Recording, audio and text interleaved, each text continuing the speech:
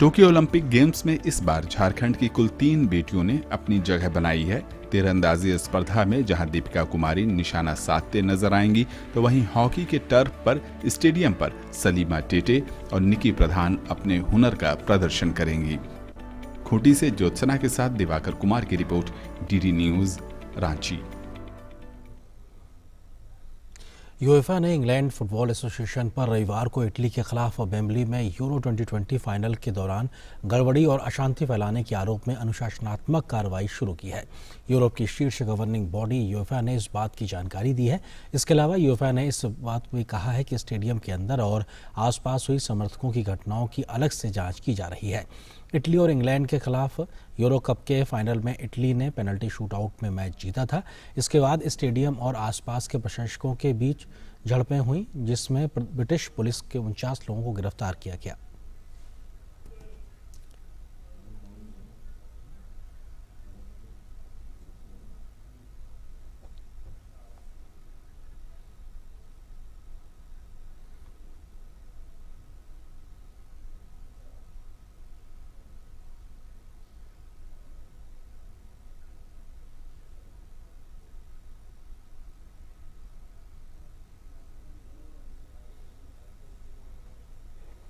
आइए आपको सीधे एक कार्यक्रम ले चलते हैं, जहां पर केंद्रीय खेल एवं युवा मामलों के मंत्री अनुराग सिंह ठाकुर ओलंपिक को लेकर जो थीम सॉन्ग है उसको लॉन्च करने जा रहे हैं।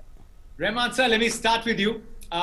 I've covered sports for more than a decade. I was there at the London 2012 games, and not a single euphoric moment for an Indian athlete or an Indian team is complete without the tunes of Maa Tujhe Salam, a Jai Ho, or Vande Mataram.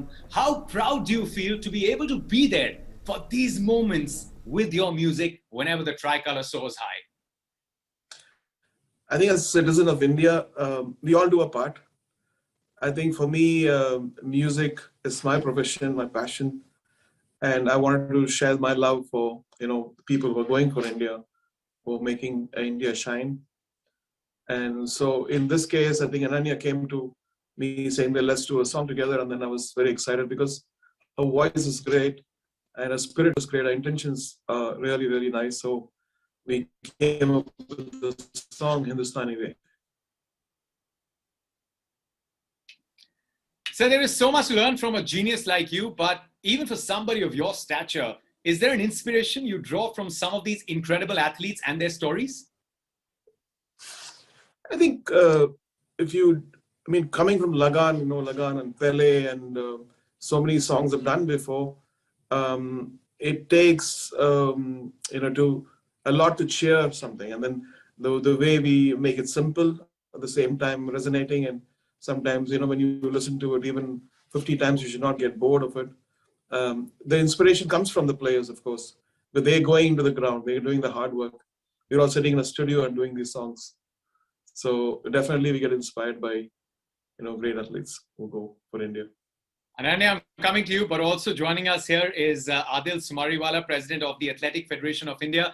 So extending a welcome to him in this gathering as well, this very special occasion. I'm coming to you now, Ananya. This is, of course, very exciting. In an ideal world, we would have loved a massive audience. But if you were to pick a sport that you enjoy the most, maybe at the Olympics, what discipline would that be? What do you enjoy the most? I love watching tennis, actually. I absolutely love watching tennis. I love cricket. I love football.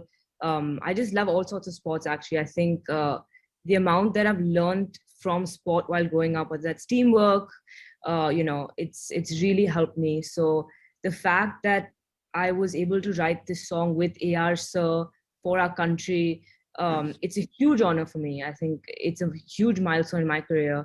And the fact that AR Sir just even agreed to work with me and guide me, it's honestly, I can't even express how much it means to me.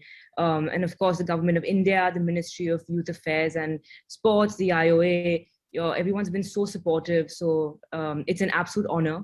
And I hope that our song can help cheer our lovely athletes a little bit. It will. It certainly will when they'll hear it. And when almost more than 1 billion Indians continue singing from wherever they're watching, tuned into the Olympics, it is going to send and resonate just the vibes that our athletes would need at the biggest stage of them all. But at this point, I take this opportunity to invite the Indian Olympic Association President, Dr. Narendra Dhruv Batra ji, to say a few words.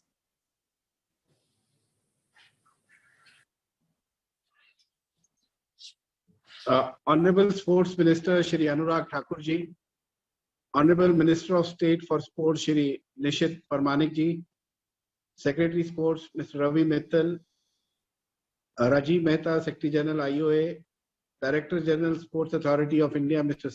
Sandeep Pradhan, Mr. BP Baishya, Shefti Mission, Dr. Prem Verma, Deputy Shefti Mission, distinguished guests, media friends, IOA athletes, IOA officials, and sports family of India, a very good evening to all of you. Today, with less than 10 days to go for Tokyo, we are here to launch the official Team India cheer song for Tokyo Olympic Games, which is scheduled to be held from 23rd July to 8th of August 2021. And for this, my special thanks go to Mr. A.R. Rahman and Ananya ji for giving us this wonderful song. As we move towards the final stages of our contingent's preparations for the Games, I am happy to see the coming together of all our combined efforts to overcome the hurdles we have faced in last 18 months. With less than 10 days to go, I would like to extend my congratulations and good wishes to all our athletes. The entire country is proud of you, and I am confident that you will put your best foot forward and keep the Indian flag flying high in Tokyo as well. Our athletes are training vigorously despite stringent COVID-19 protocols to ensure they remain at the best for the Games. The final preparations are in full swing, and we have a contingent of 228 athletes and officials going to Tokyo, and the first batch goes on 17th of July.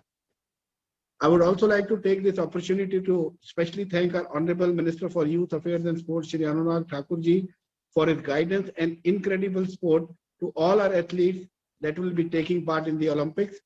With the launch of the official cheer song for the Indian contingent, I want all our athletes to know that they have full support of India. It is the resonation of 1.4 billion prayers behind you, and I strongly believe that you will give your best and bring glory to the nation. Wishing the Indian contingent good luck and keep the Indian flag flying. Please stay safe and healthy. Thank you. Jai Bharat, Jai Hind.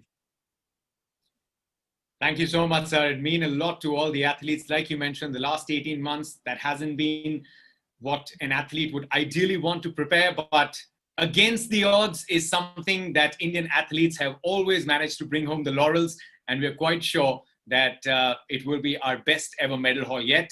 Let me now invite Honorable Minister of State for Home and Youth Affairs and Sports, Shri Nishit Parmanik, to say a few words.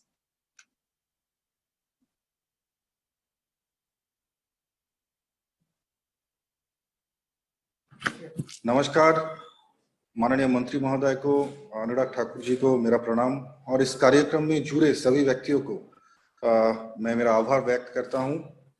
Honorable Prime Minister Shri Narendra Modi initiated the hashtag Cheer for India campaign for our Olympic born athletes and appealed to the whole country to join in. The country responded warmly and wholeheartedly, coming forward to cheer our athletes. I would once again like to ask my fellow citizens to keep supporting our athletes with hashtag Cheer for India. I am sure India will rise as a great sporting country and our athletes will make us proud in Tokyo. I would like to thank the music maestro A.R. Rahman and youth icon Ananya Birla on extending their support to hashtag Cheer for India and creating this inspiring cheering song Hindustani way. Hashtag Cheer for India. Namaskar. Thank you very much, sir. It is a hashtag which will connect with not just, we usually talk about hashtag, we say it's about the younger lot, but when it's the Olympics, it brings almost everyone together. And this hashtag will make sure that our support for all the athletes reaches them whenever they are on any platform when they need a little bit of inspiration and support. And thank you so much for just reiterating that. We're moments away from hearing it. We've been talking about the song. We've been talking about the official So almost with some drum roll, we're building up to the moment, and we will make it a moment to remember. It is an absolute honor and privilege to now invite Honorable Union Minister for Information Broadcasting and Youth Affairs and Sports, Shri Anurag Thakurji, someone who over the years, everybody who's been in and around the cricket field or around athletes is seen working every single minute to make sure everything that needs to be sorted out is there. And we hope that during his many more laurels for the Indian sporting fraternity. Sir, if you could please say a few words on this special occasion and also launch the official Team India cheer song for Tokyo 2020. Thanks, Jatin. Good to see you. Minister of State for Youth Affairs, Sports and Home, Shri Nishit Pramanik ji, IUA President, Shri Narendra Batra ji, Secretary Sport, Shri Ravi Mittal ji, DG Sai, Sandeep Pradhan ji, Secretary General IUA, Rajiv Mehta ji, and special not only for us, for the every Indian, Mr. A.R. Rahman, Ananya Birla ji, officials and representatives of Indian Olympic Associations and Department of Sports. A very good evening to all of you. And let me first thank and congratulate Ananya and A.R. Rahman for taking the initiative. You know, we make songs, we entertain, we make name for ourselves. But this is the moment when you're doing something for the passion. The passion with so much of compassion and, you know, coming all the way during the COVID-19 pandemic. It wasn't easy even to collaborate. It was not that easy to collaborate. Why I'm saying so is because we were in different bubbles. We were in different zones and different time zones as well. So I think it might be very difficult for Mr. Rahman and Ananya to come together and create something which could cheer the Indians and can entertain the Indians. You have taken all the interest, initiative, and come out with a beautiful song, a cheer song for Team India. And I'm glad that we are going to launch it today, not only to listen, but also to enjoy, also to share, and also to cheer for India. And I want every Indian to listen to this song, share it as much as you can, and let us all together come together and cheer for India. मैं एक बार फिर A.R. Rahman जी का, अनन्या जी का आभार प्रकट करना चाहता हूं कि आपने अपना कीमती समय निकालकर अच्छा गाना भी बनाया, हिंदुस्तानी भी, देश को, भारत के ओलंपियंस को समर्पित भी किया है। और मुझे पूर्ण विश्वास है हम सब लोग इसको सुनेंगे भी, एंजॉय भी करेंगे और शेयर भी करेंगे। चीयर फॉर इंडिया, क्योंकि अगर देश के प्रधानमंत्री cheer for India campaign launch करते हैं, अपने कीमती समय में से एक बार नहीं कई बार खिलाड़ियों से बात करते हैं। देश के प्रधानमंत्री अगर खेलों को प्रोत्साहन देने के लिए कई साल पहले टारगेट ओलंपिक पोडियम स्कीम का निर्माण करते हैं, उसको लाते हैं और खिलाड़ियों को हर सुविधा देने का प्रयास करते हैं, आपका ये गाना ना केवल मनोरंजन देगा बल्कि मुझे पूर्ण विश्वास है हमारे खिलाड़ियों का उत्साह भी बढ़ाएगा। और खिलाड़ियों का उत्साह बढ़ाएगा, मनोबल बढ़ाएगा, वहीं पर हम सबको मौका देगा चीयर फॉर इंडिया करने के लिए। So let us all come together and cheer for India. Thank you once again mister Rahman and Ananya for contributing. Your efforts are, I mean, we all appreciate what you have done, and my best wishes to both of you. Look forward for more such compositions, more songs, more music from your side. Keep doing well. Thank you once again. Jai Hind, Jai Bharat.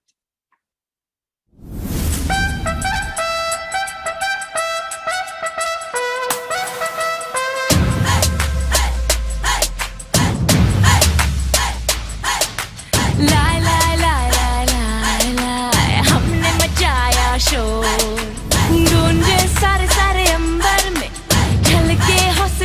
समंदर से lie lie lie lie lie lie. Can you hear our voices roar? Through the Ganga, climbing the Himalayas, bleeding courage, we are warriors.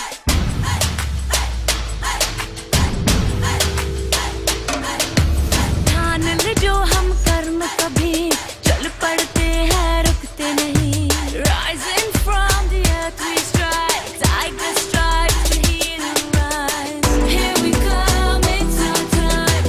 India, we're here to fight. And if we fall, we get back up. We're born to win, we never stop. Say, the Hindustani way, हर पल हर दिल ये गाए. The Hindustani way, हर पल हर दिल ये गाए. The Hindustani way, जीत हमारी हर नस में. The Hindustani way, जीत हमारी हर नस में.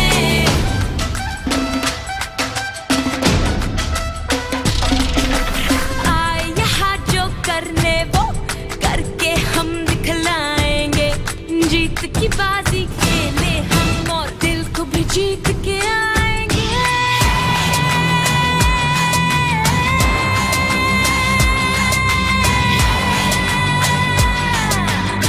Here we come, it's our time. India, we're here to fight. And if we fall, we get back up. We're born to win, we never stop. Say,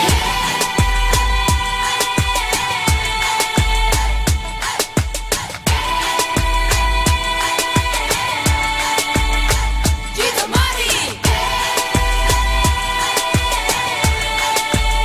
हम हिंदुस्तानी.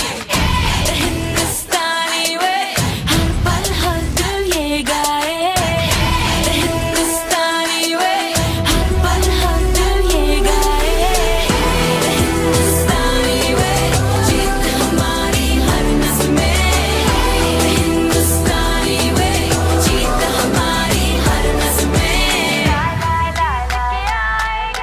हमने मचाया शोर, टूटे सारे सारे अंबर में, छलके हौसले समंदर से.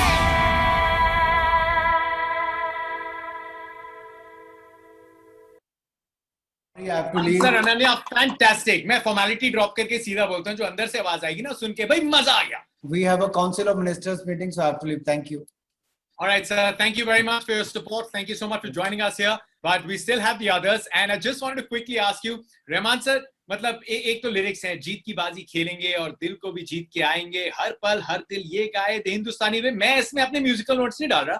I don't want to अच्छा माहौल बनाया, but I'm just going to ask. There is that feel, right? When obviously you would have been working on the song, the composition. There is a slight focus on the new India, right? The brave India. There is this modern element to it. क्या ये भी एक बहुत important aspect था, which resonates with हमारे athletes कैसे हैं और हमारा नए इंडिया का अंदाज कैसा है? Yeah, I think when you're going to something like Olympics, it's an international event, and we have to find a balance. तो सी तस्वीरें आप देख रहे थे. चेयर फॉर इंडिया सॉन्ग को लॉन्च किया गया. इस कार्यक्रम में मौजूद थे केंद्रीय युवा एवं खेल मामलों के मंत्री अनुराग सिंह ठाकुर. उन्होंने इस सॉन्ग को लॉन्च किया क्योंकि हम जानते हैं टोक्यो ओलंपिक के लिए भारतीय दल तैयार है और जाकर वहां जीतने के लिए, पदक के लिए तैयार है. ऐसे में पूरा देश चेयर फॉर इंडिया कर रहा है क्योंकि प्रधानमंत्री ने कैंपेन को लॉन्च किया. उसके बाद में हम देख रहे हैं लगातार इस प्रकार के कार्यक्रम सामने आ रहे हैं और चेयर फॉर इंडिया उस दल के लिए जो भारत का प्रतिनिधित्व करेगा ओलंपिक के खेलों में. आगे बढ़ते हैं, कुछ और महत्वपूर्ण खबरों से आपको रूबरू कराते हैं. प्रधानमंत्री नरेंद्र मोदी की अध्यक्षता में वही केंद्रीय मंत्रिमंडल की बैठक में कई अहम फैसले लिए गए हैं. इस निर्णयों की जानकारी देते हुए सूचना एवं प्रसारण मंत्री अनुराग सिंह ठाकुर ने बताया कि केंद्र के कर्मचारियों और पेंशनर्स को बड़ी राहत देते हुए डीए की दर 17% से बढ़ाकर 28% कर दी गई है और इसे 1 जुलाई 2021 से लागू किया जाएगा.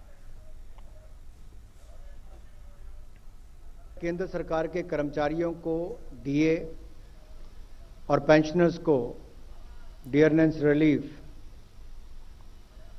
इसकी बहाली करने पर निर्णय किया गया है और इसकी दरें भी जो थी उसमें भी अगर आप कुल मिलाकर देखें तो अब डीए की दर जो पहले 17% थी उसमें 11% की और वृद्धि करके कुल मिलाकर 28% इसको किया गया है। यानी कि डीए की दर 17% से बढ़ाकर 28% हो जाएगी। इसको 1 जुलाई 2021 से लागू किया जाएगा। वहीं सूचना एवं प्रसारण मंत्री अनुराग सिंह ठाकुर ने बताया कि देश भर में 12,000 Ayush health and wellness centre की स्थापना किए जाने का भी फैसला केंद्रीय मंत्रिमंडल ने किया है। 12,000 आयुष हेल्थ वेलनेस सेंटर स्थापित किए जाएंगे, देश भर में किए जाएंगे, और 6 आयुष कॉलेज खोले जाएंगे, 12 आयुष पोस्ट ग्रेजुएट इंस्टीट्यूट बनेंगे, 10 अंडर ग्रेजुएट इंस्टीट्यूट के इंफ्रास्ट्रक्चर को अपग्रेड किया जाएगा, 36 नए 50 बेड के और 30 बेड के और 10 बेड के आयुष अस्पतालों का निर्माण किया जाएगा, और 101 जो हाल में चल रहे एग्जिस्टिंग 50 बेड हॉस्पिटल्स हैं उनके इंफ्रास्ट्रक्चर को भी, आधारभूत ढांचे को भी अपग्रेड करने का निर्णय किया गया है। 43 आयुष अस्पतालों को अपग्रेड किया जाएगा और साथ ही साथ 152 आयुष डिस्पेंसरीज को अपग्रेडेशन का निर्णय भी किया गया है। सूचना एवं प्रसारण मंत्री ने बताया है कि राष्ट्रीय आयुष मिशन को वित्तीय वर्ष 2021-22 से 2025-26 तक जारी रखने का भी निर्णय लिया गया है। इसमें कुल 4,607 करोड़ रुपए खर्च किए जाएंगे।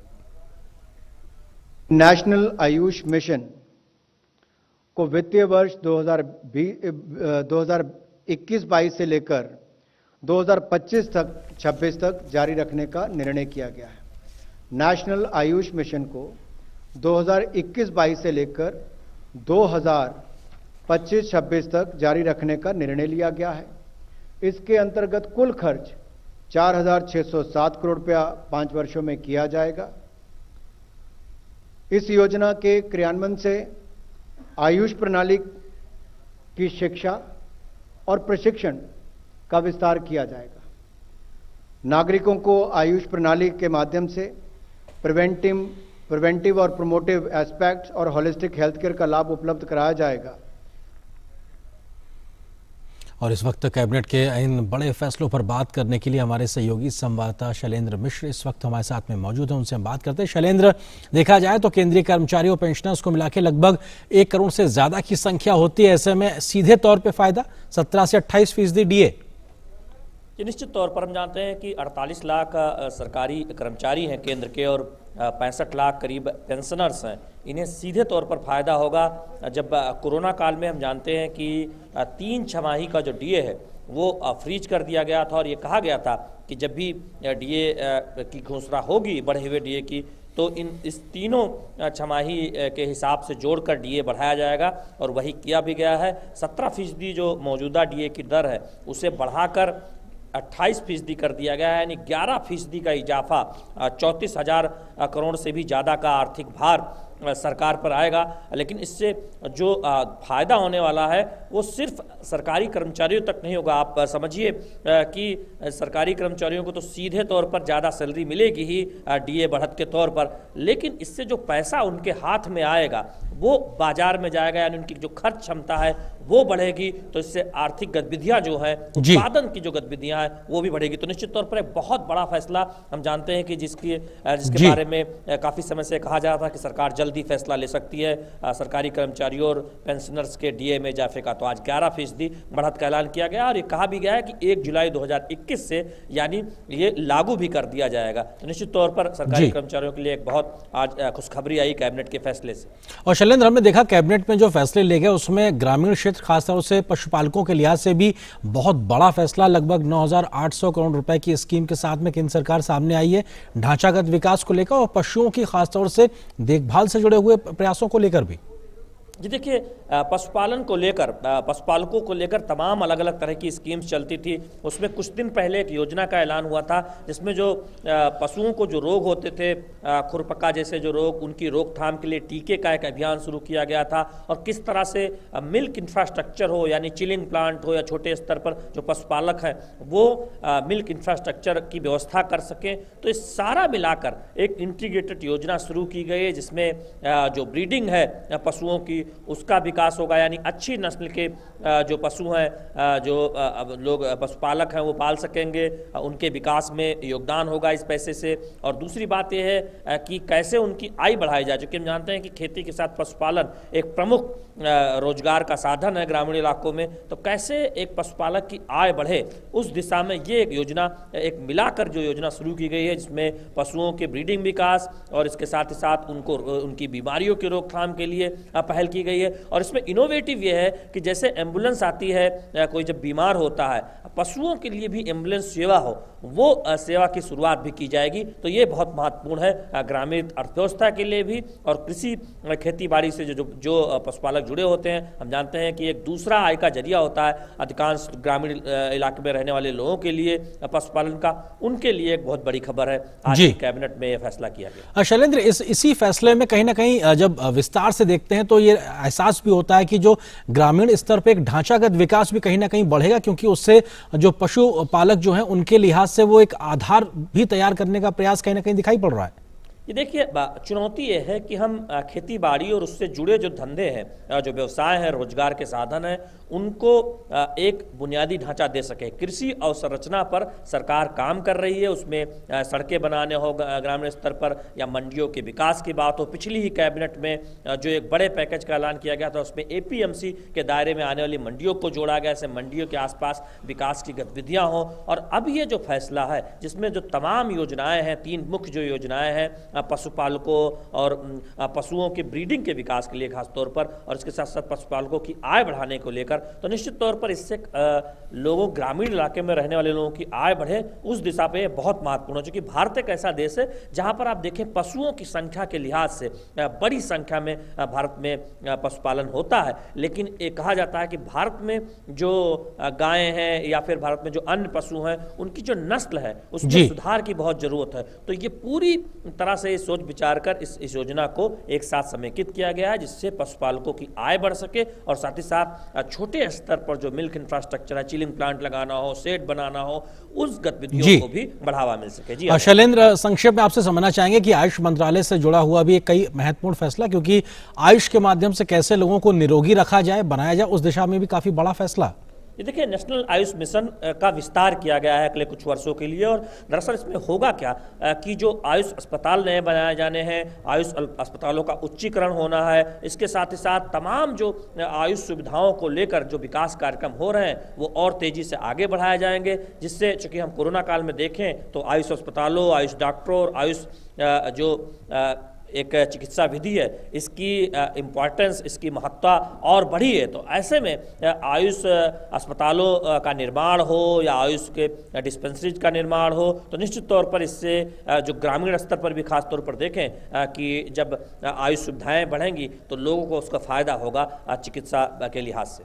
शुक्रिया शैलेंद्र, इस बातचीत और अपडेट्स के लिए हमारे साथ जुड़ने के लिए। केंद्रीय कैबिनेट की जो बैठक में फैसले लिए गए उसके बारे में शैलेंद्र हमारे सहयोगी विस्तार से जानकारी दे रहे थे। शुक्रिया आपका।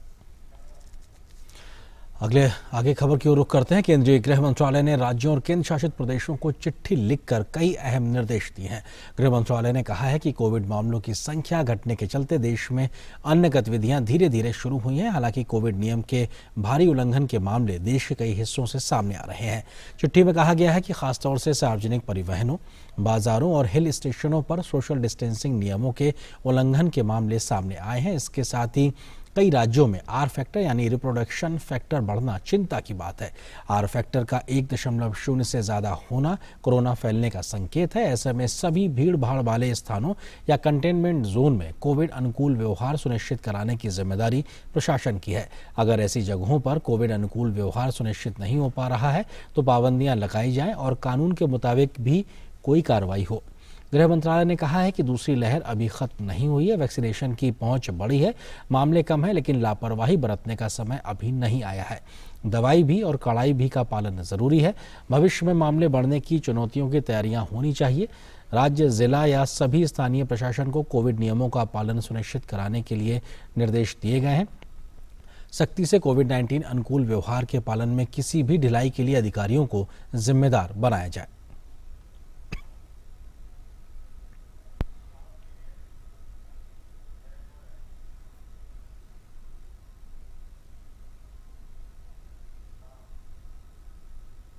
केंद्रीय स्वास्थ्य मंत्री मनसुख मंडाविया ने अस्पतालों और अन्य केंद्रों पर कोविड वैक्सीन की उपलब्धता को लेकर विभिन्न राज्यों में नेताओं द्वारा फैलाए जा रहे भ्रामक खबरों पर कड़ी प्रतिक्रिया दी है। उन्होंने ट्वीट किया है कि वैक्सीन की उपलब्धता के संदर्भ में मुझे विभिन्न राज्य सरकारों और नेताओं के बयान एवं पत्रों से जानकारी मिली है। तथ्यों के वास्तविक विश्लेषण से इस स्थिति को बेहतर ढंग से समझा जा सकता है। निरर्थक बयान सिर्फ लोगों में घबराहट पैदा करने के लिए किए जा रहे हैं।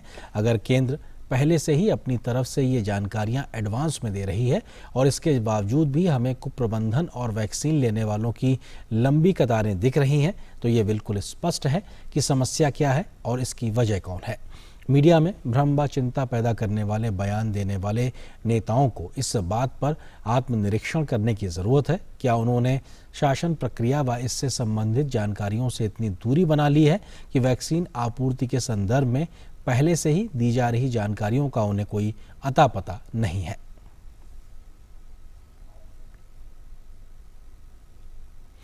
वाराणसी में शिवलिंग के आकार के रूप में बना रुद्राक्ष कन्वेंशन सेंटर का प्रधानमंत्री नरेंद्र मोदी कल उद्घाटन करेंगे। जापान और भारत के मजबूत रिश्तों की बुनियाद पर तैयार ये भवन रिश्तों की नई ऊंचाई के साथ पूर्वांचल को नए अवसर भी प्रदान करेगा।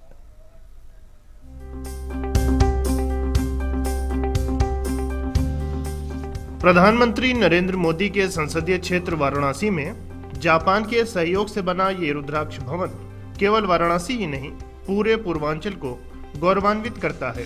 दुनिया के सबसे पुराने नगर और भगवान शिव की नगरी में यह भवन विकास की नई पटकथा लिख रहा है।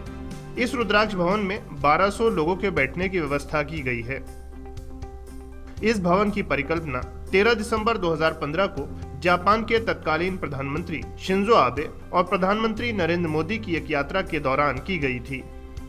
2018 में इसका शिलान्यास किया गया था और 2021 में ये पूरी तरह सुसज्जित होकर तैयार है। कल प्रधानमंत्री नरेंद्र मोदी जापान और भारत के मजबूत रिश्तों की बुनियाद के तौर पर तैयार इस भवन का उद्घाटन करेंगे। इस रुद्राक्ष भवन में अंतर्राष्ट्रीय सम्मेलन, म्यूजिक कॉन्सर्ट, प्रदर्शनी, फिल्म फेस्टिवल और व्यापार मेला लगाने की सुविधा है। वाराणसी जो है कल्चरल, रिलीजन और थिएट्रिक शोज, म्यूजिक, इस सब के लिए जाने माने जगह है। इसमें इस तरह का जो कोई ऑडिटोरियम, इस तरह का जो कन्वेंशन सेंटर जो परफॉर्मेंस करने का जगह थे नहीं, अभी जो है कल से जो है ये पब्लिक के लिए, आम जनता के लिए अवेलेबल है। ऑडिटोरियम 1200 की कैपेसिटी है, उसमें बहुत बड़े इवेंट्स, इंटरनेशनल इवेंट्स, कॉन्फ्रेंस हो सकते हैं। ये जो हॉल आप देख रहे हैं, ये जो है इस तरफ की एग्जीबिशंस और शो के लिए भी यूज किया जा सकता है। इस भवन में बनारस की कला संस्कृति और संगीत को प्रदर्शित करने के लिए एक गैलरी बनाई गई है। यह भवन आने वाले समय में पूर्वांचल की संस्कृति और व्यापार समेत यहाँ के संगीत और उद्योगों को बढ़ावा देने में मदद करेगा। यह रुद्राक्ष भवन रिश्तों की नई ऊंचाइयों के साथ साथ पूर्वांचल को नए अवसर भी प्रदान करेगा। प्रधानमंत्री के संसदीय क्षेत्र वाराणसी में बना यह रुद्राक्ष भवन वाराणसी को नहीं, पूर्वांचल को भी नई ऊंचाइयां प्रदान करेगा। ये भारत और जापान के बेहतर रिश्तों की नींव साबित होगा और इसी से ये भी तय होता है कि हमारी विदेश नीति कितनी बेहतर है कि रिश्तों के साथ, संस्कृति के साथ हमारा जुड़ाव है। इसके साथ आसपास का जो व्यवसाय है वो भी इस सेंटर के साथ आगे बढ़ेगा। वाराणसी के काशी हिंदू विश्वविद्यालय में सर सुंदरलाल मेडिकल कॉलेज में मातृ एवं शिशु चिकित्सा केंद्र का कल प्रधानमंत्री नरेंद्र मोदी उद्घाटन करेंगे। 45 करोड़ की लागत से बना यह केंद्र 100 बेड का है। इस यूनिट में प्रसव के पूर्व से लेकर प्रसव तक माताओं और नवजात शिशुओं की देखभाल की जाएगी। इस संबंध में हमारे संवाददाता आशुतोष शुक्ला ने मेडिकल कॉलेज में उपलब्ध सुविधाओं का जायजा लिया। हमारे साथ इस वक्त जो है मेडिकल सुपरिंटेंडेंट के गुप्ता जी हैं। हम आइए जानते हैं कि इस पूरे हॉस्पिटल का जो निर्माण हुआ है और जिसका प्रधानमंत्री कल यहाँ पर उद्घाटन करेंगे, कैसे काम करेगा और क्या कुछ जो है यहाँ की जनता को लाभ देगा। MCH बिल्डिंग जो maternal and child health care building है, इसका निर्माण जो है पिछले कुछ वर्षों में हुआ, जिसकी कि 45 करोड़ की लागत आई थी और इस लागत में ये बिल्डिंग 100 बेड से सज्जित है। इस बिल्डिंग के अंदर हमारी NICU यानी neonatal ICU and maternal ICU की सुविधा है। साथ में ये इस बिल्डिंग में इस हिसाब से इस व्यवस्था को बनाया गया है कि मैटरनल यानी कि माँ और बच्चा अगर किसी भी विषम स्थिति में है, जिसकी कि कोई भी मेडिकल उसके डिलीवरी से संबंधित परेशानी है, तो इस व्यवस्था में एक ही छत के नीचे उसको सभी सुविधाएं प्राप्त हो सकती हैं, माँ और बच्चे दोनों को। इस तरीके से इस maternal and child health care की जो ये हमारी सुविधा बनी है, इससे मुख्यतः एक चीज़ जो हम लोग अचीव करने जा रहे हैं वो ये है कि पूर्वांचल की जनता के लिए ये एक ऐसा स्थान होगा कि जहाँ पे हम लोग एक ही छत के नीचे सुविधाएं देने के साथ साथ माँ और शिशु की जो मृत्यु दर है उसको हम लोग कम करेंगे।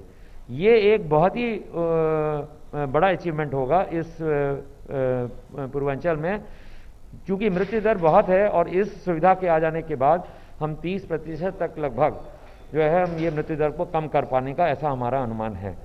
45 करोड़ रुपए से अधिक की लागत से बना हुआ यह अस्पताल जो बच्चों को समर्पित है, जो माताओं को समर्पित है, कहीं न कहीं एक मील का पत्थर साबित होगा और यह केवल काशी ही नहीं, केवल वाराणसी ही नहीं, बल्कि संपूर्ण पूर्वी उत्तर प्रदेश के लिए एक जीवन रेखा के रूप में काम करेगा। सुल्तान अहमद के साथ आशुतोष शुक्ला, डीडी न्यूज़, वाराणसी।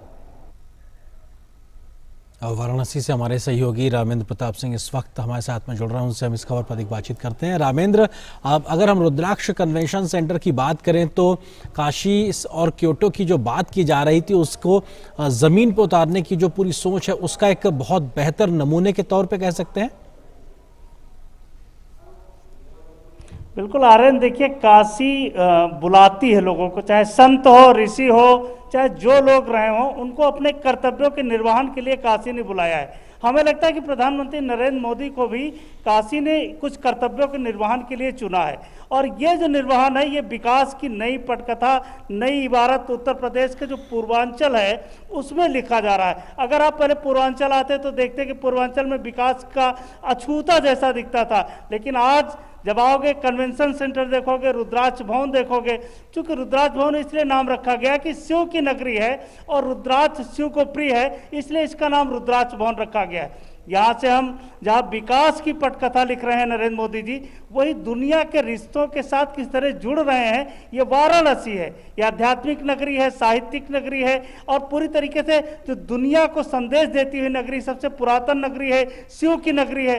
तो यहाँ से जो संदेश जाता है पूरी दुनिया को जाता है, पूरे भारत को जाता है। सनातन धर्म के लिए बड़ा केंद्र है, जहाँ शिव जी हैं, जहाँ गंगा उनको छूती हुई निकलती हैं। तो ऐसी जगह जो आकर के प्रधानमंत्री को जो चुना है उसका बड़ा उद्देश्य है और यहाँ से जाने वाला संदेश निश्चित रूप से जो विकास का नया संदेश जाएगा वो दुनिया को प्रभावित करेगा, दुनिया के रिश्तों को प्रभावित करेगा। ये रुद्राक्ष भवन उसी का प्रतीक है। आर्यन, रामेंद्र, हम ये भी देख रहे हैं कि प्रधानमंत्री जब किसी एक जिम्मेदारी को शुरुआत करते हैं तो सिर्फ उसको नींव का पत्थर रखने तक नहीं रखते, बल्कि उसका शुरुआत हो जाए और वो चालू हो जाए, उद्घाटन हो जाए, वो भी कम से कम सुनिश्चित करते हैं। तो ये भी संकल्प से सिद्धि तक का जो एक संकल्प है प्रधानमंत्री मोदी का, उसकी दिशा में भी एक महत्वपूर्ण कदम।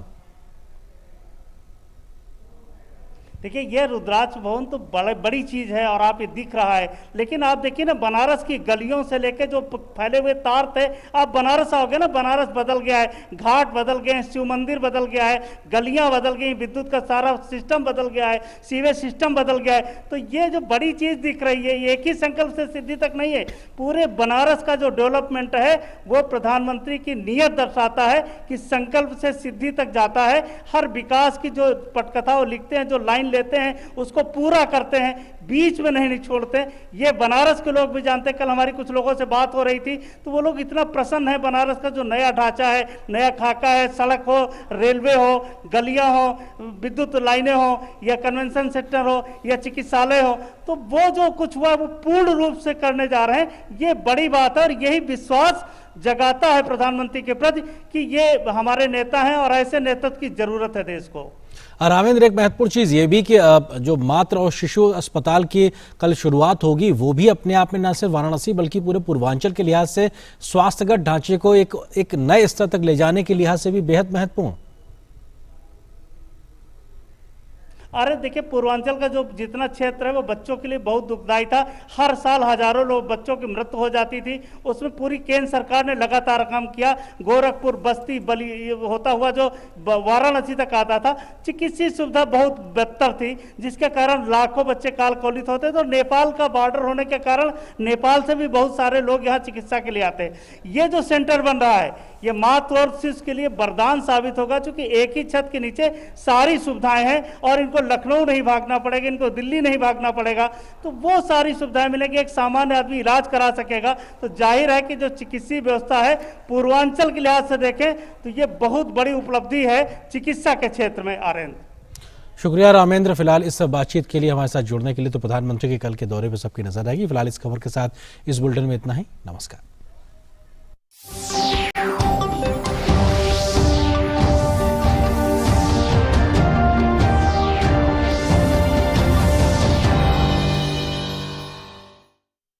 सही, सटीक, स्पष्ट और विश्वसनीय खबरों के लिए डीडी न्यूज, देश का सबसे भरोसेमंद television news channel.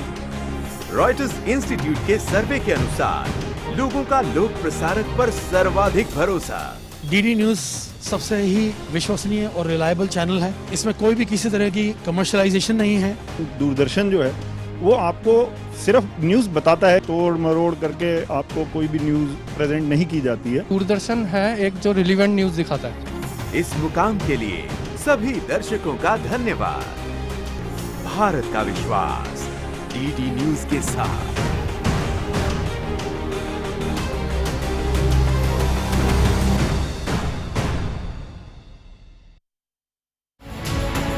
To bolster the confidence of the parents who are watching the show, your message, Dr. Biswas, is very important.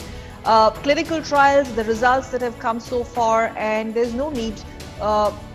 There cannot be a room for vaccine hesitancy when it comes to administering vaccine to kids. 13 to 18, the trials are almost complete. Their vaccination will start very soon. Between 2 to 12, for that category, trials are on. And regarding vaccine, let me tell you, vaccine can protect the person, and everybody who come in the category, they must be vaccinated. If we want to get rid of COVID, vaccine, the last word. We have to vaccinate a reasonable number of population.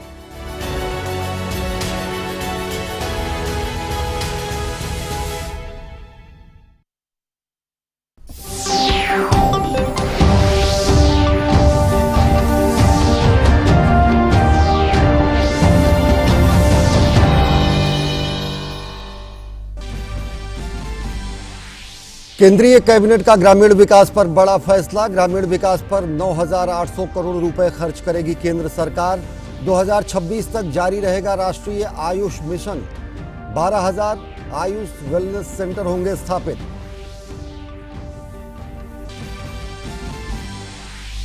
केंद्रीय कर्मचारियों के लिए अच्छी खबर, महंगाई भत्ते पर लगी रोक हटी। 3 किश्तों को मिलाकर 11% महंगाई भत्ता बढ़ाने का फैसला। प्रधानमंत्री नरेंद्र मोदी की अध्यक्षता में हुई कैबिनेट में लिया गया फैसला।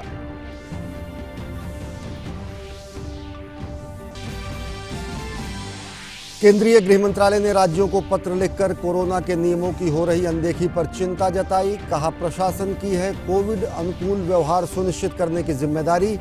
सख्ती से कोविड-19 अनुकूल व्यवहार के पालन में किसी भी ढिलाई के लिए अधिकारियों को बनाया जाएगा जिम्मेदार।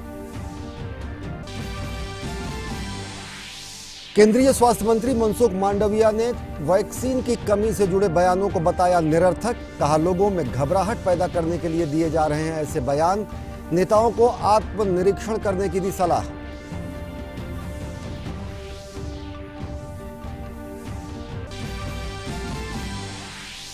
दिल्ली में जमकर हुई मॉनसून की पहली बारिश। झमाझम बारिश से राजधानी को गर्मी से मिली राहत, तो मुंबई में भी बादल हुए मेहरबान। बारिश के बाद दिल्ली मुंबई में जलभराव से ट्रैफिक की रफ्तार पर लगी रोक।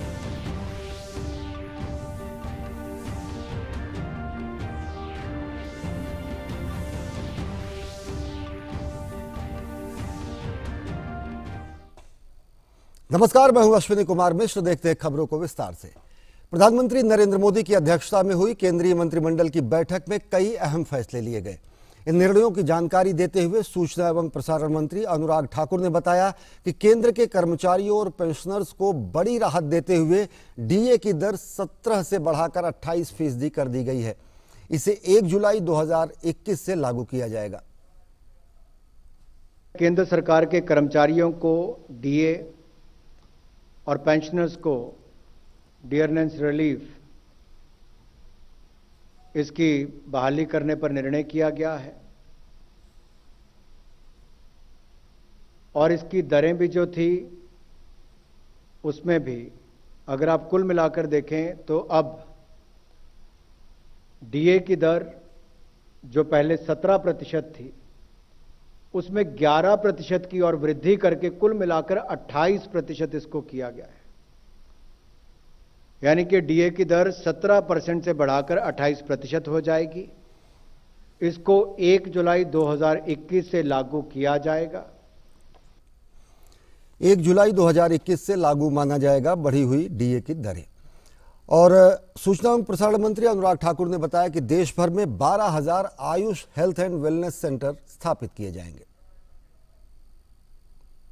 12,000 आयुष हेल्थ वेलनेस सेंटर्स स्थापित किए जाएंगे, देश भर में किए जाएंगे और 6 आयुष कॉलेज खोले जाएंगे, 12 आयुष पोस्ट ग्रेजुएट इंस्टीट्यूट बनेंगे, 10 अंडर ग्रेजुएट इंस्टीट्यूट के इंफ्रास्ट्रक्चर को अपग्रेड किया जाएगा, 36 नए 50 बेड के और 30 बेड के और 10 बेड के आयुष अस्पतालों का निर्माण किया जाएगा और 101 जो हाल में चल रहे एग्जिस्टिंग 50 बेड हॉस्पिटल्स हैं उनके इंफ्रास्ट्रक्चर को भी, आधारभूत ढांचे को भी अपग्रेड करने का निर्णय किया गया है। 43 आयुष अस्पतालों को अपग्रेड किया जाएगा और साथ ही साथ 152 आयुष डिस्पेंसरीज को अपग्रेडेशन का निर्णय भी किया गया है। सूचना एवं प्रसारण मंत्री ने बताया कि राष्ट्रीय आयुष मिशन को वर्ष 2021-2022 से वर्ष 2025-2026 की वित्तीय वर्ष तक जारी रखने का निर्णय लिया गया है। इसमें कुल 4,607 करोड़ रुपए खर्च किए जाएंगे। नेशनल आयुष मिशन को वित्तीय वर्ष 2021-22 से लेकर 2025 तक 26 तक जारी रखने का निर्णय किया गया है। नेशनल आयुष मिशन को 2021-22 से लेकर 2025-26 तक जारी रखने का निर्णय लिया गया है। इसके अंतर्गत कुल खर्च 4,607 करोड़ रुपया 5 वर्षों में किया जाएगा। इस योजना के क्रियान्वयन से आयुष प्रणाली की शिक्षा और प्रशिक्षण का विस्तार किया जाएगा।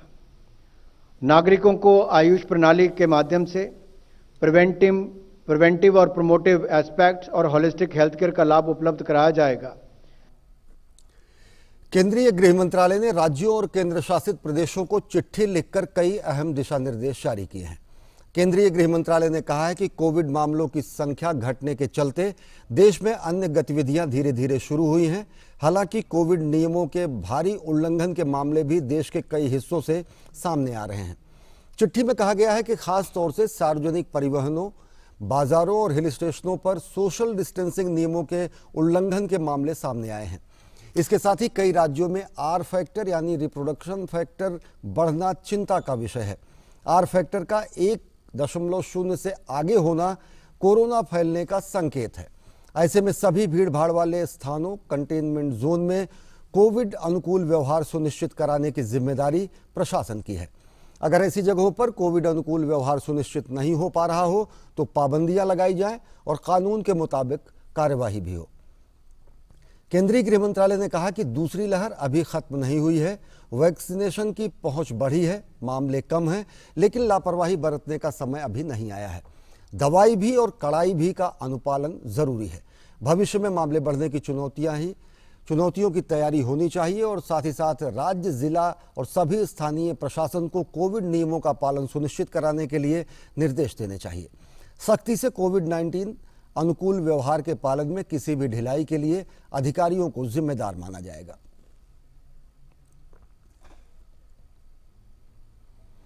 केंद्रीय स्वास्थ्य एवं परिवार कल्याण मंत्री मनसुख मंडाविया ने अस्पतालों और अन्य केंद्रों पर कोविड वैक्सीन की उपलब्धता को लेकर विभिन्न राज्यों में नेताओं द्वारा फैलाए जा रहे भ्रामक खबरों पर कड़ी प्रतिक्रिया दी है।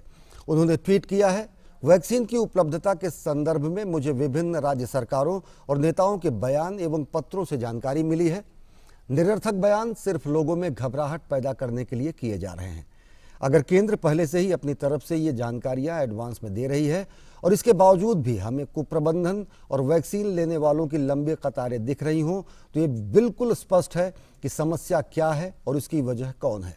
मीडिया में भ्रम व चिंता पैदा करने वाले बयान देने वाले नेताओं को इस बात पर आत्मनिरीक्षण करने की जरूरत है। क्या उन्होंने शासन प्रक्रिया व इससे संबंधित जानकारियों से इतनी दूरी बना ली है कि वैक्सीन आपूर्ति के संदर्भ में पहले से दी जा रही जानकारियों का उन्हें कोई अता पता नहीं है।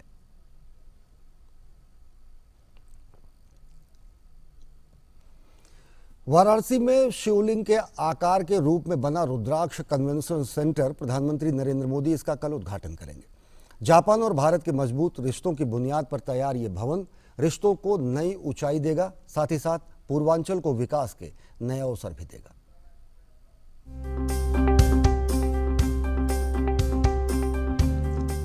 प्रधानमंत्री नरेंद्र मोदी के संसदीय क्षेत्र वाराणसी में जापान के सहयोग से बना ये रुद्राक्ष भवन केवल वाराणसी ही नहीं, पूरे पूर्वांचल को गौरवान्वित करता है। दुनिया के सबसे पुराने नगर और भगवान शिव की नगरी में यह भवन विकास की नई पटकथा लिख रहा है। इस रुद्राक्ष भवन में 1200 लोगों के बैठने की व्यवस्था की गई है।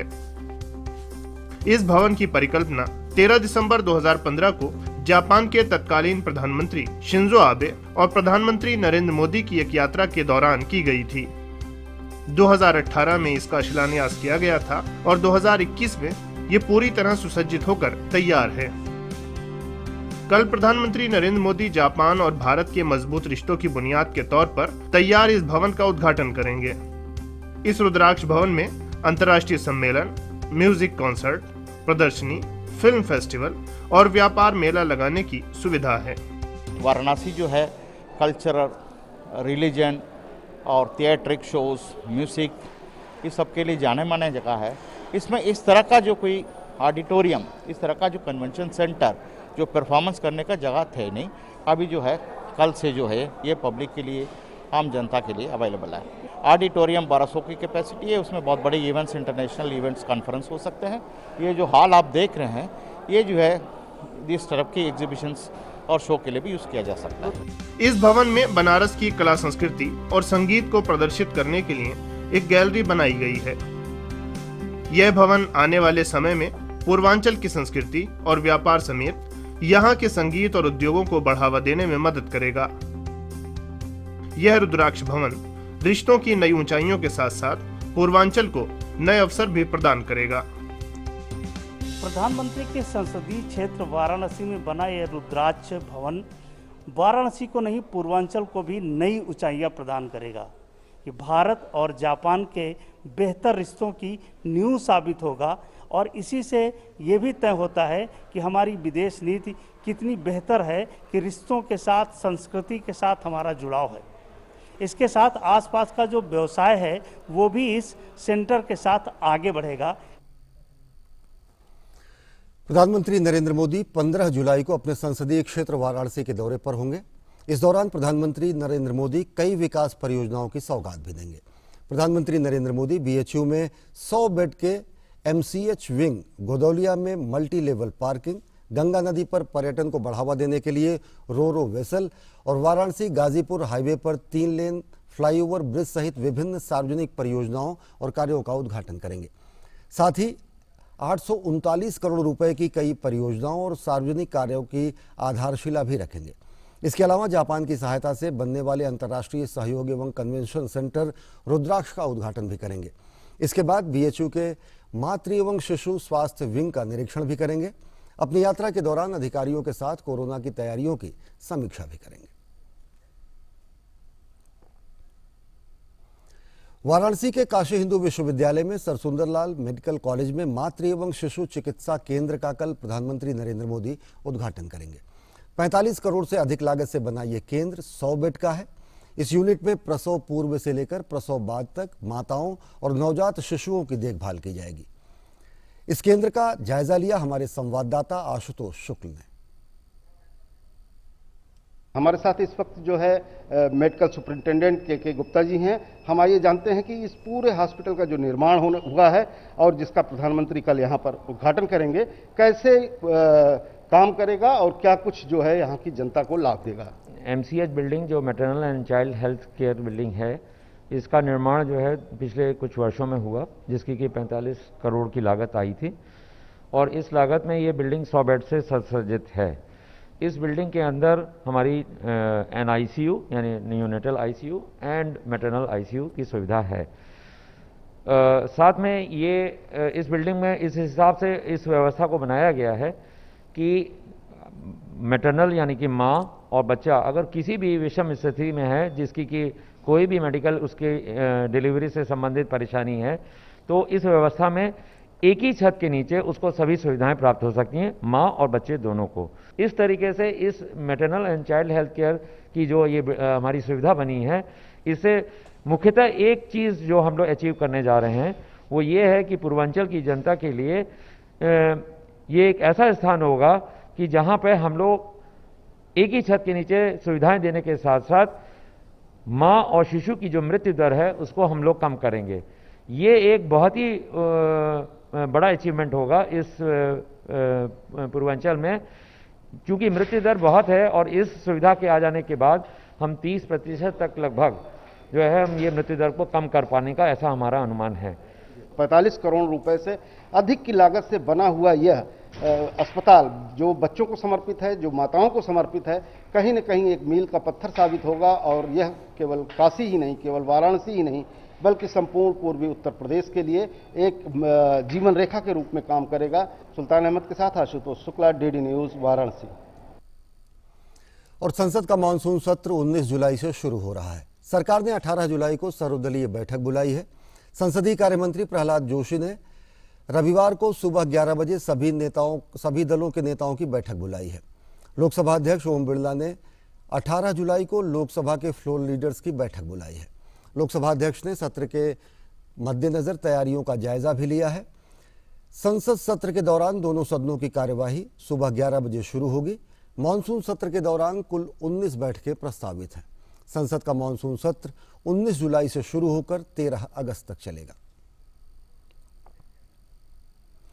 और अब बात कोरोना से जारी जंग की। देश में कोरोना वायरस के दैनिक मामलों में लगातार गिरावट दर्ज की जा रही है। केंद्रीय स्वास्थ्य एवं परिवार कल्याण मंत्रालय के मुताबिक देश भर में पिछले 24 घंटे में 38,792 नए मामले दर्ज किए गए। वहीं पिछले 24 घंटे में 41,000 मरीज उपचार करवाकर स्वस्थ भी हुए और इसके बाद देश में रिकवरी रेट बढ़कर 97.28% हो गया है। वहीं देश में सक्रिय मामलों की कुल संख्या 4,29,946 है।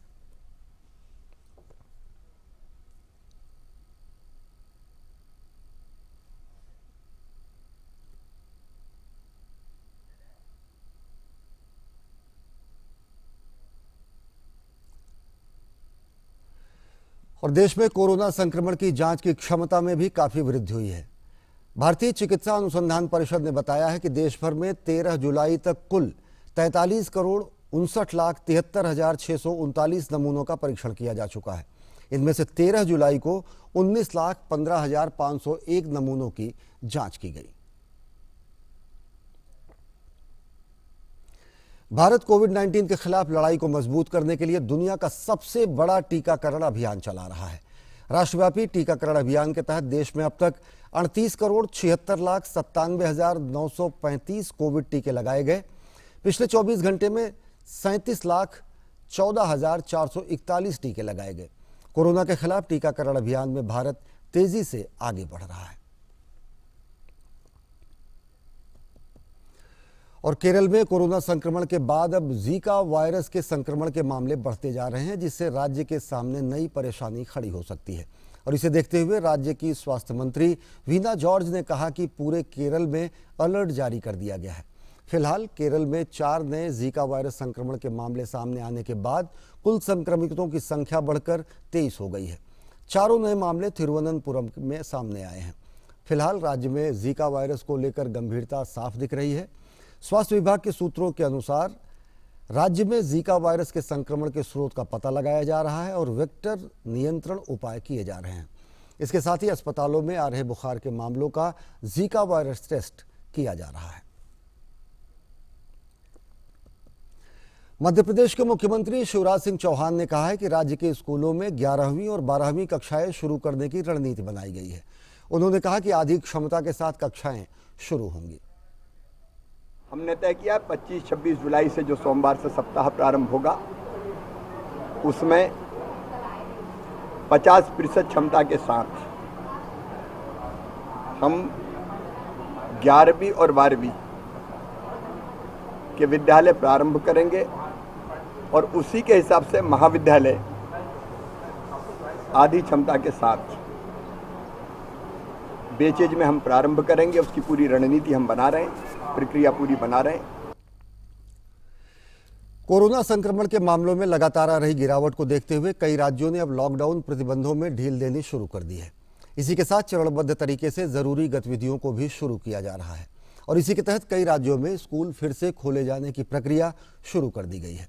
चंडीगढ़ प्रशासन ने भी अगले सोमवार यानी 19 जुलाई से स्कूल खोलने का फैसला किया है। हालांकि फिजिकल रूप में स्कूल केवल कक्षा 9 से 12 तक की कक्षाओं के लिए खोले जाएंगे और इसके लिए अभिभावकों की अनुमति जरूरी होगी। इसके अलावा ऑनलाइन लर्निंग टीचिंग जारी रहेगी। केंद्र शासित प्रदेश प्रशासन ने कोचिंग संस्थान खोलने का भी फैसला किया है। हालांकि छात्रों और कर्मचारियों दोनों के लिए टीके की एक खुराक अनिवार्य होगी। प्रशासन ने कॉलेज को खोलने के लिए कोई तारीख तय नहीं की है। कहा जा रहा है कि छात्रों और शिक्षकों को वैक्सीन की कम से कम एक खुराक मिलने के बाद कॉलेज खोलने पर विचार किया जाएगा।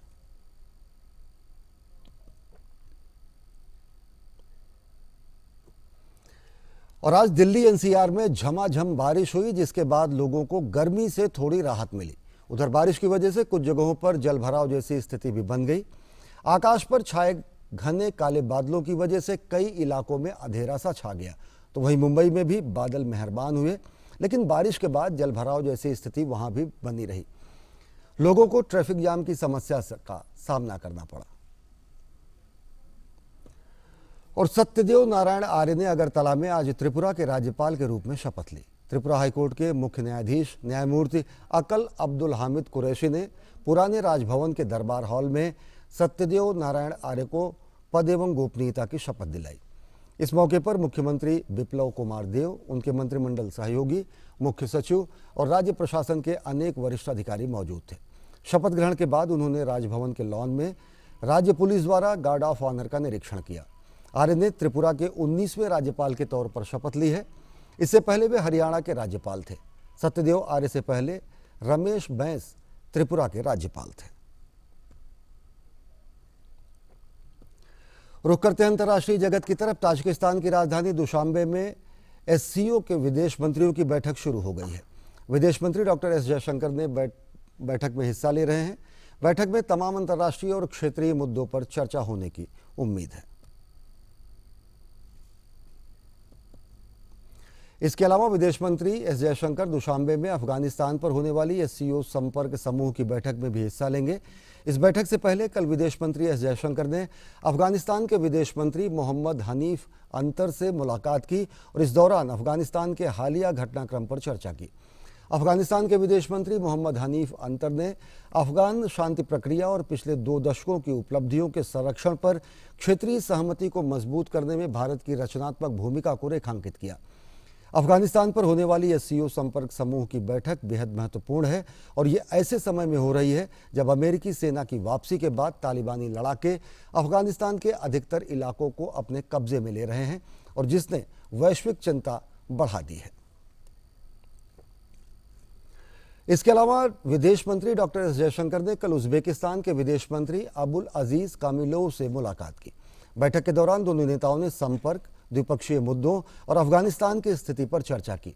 इस दौरान विदेश मंत्री एस जयशंकर ने उज्बेकिस्तान की राजधानी ताशकंद में 15-16 जुलाई को क्षेत्रीय संपर्क पर होने वाले अंतर्राष्ट्रीय सम्मेलन को लेकर उम्मीद जताई। एस जयशंकर और अजीज कामिलोव की बैठक ताजिकिस्तान की राजधानी दुशांबे में शंघाई सहयोग संगठन के विदेश मंत्रियों की बैठक से इतर हुई।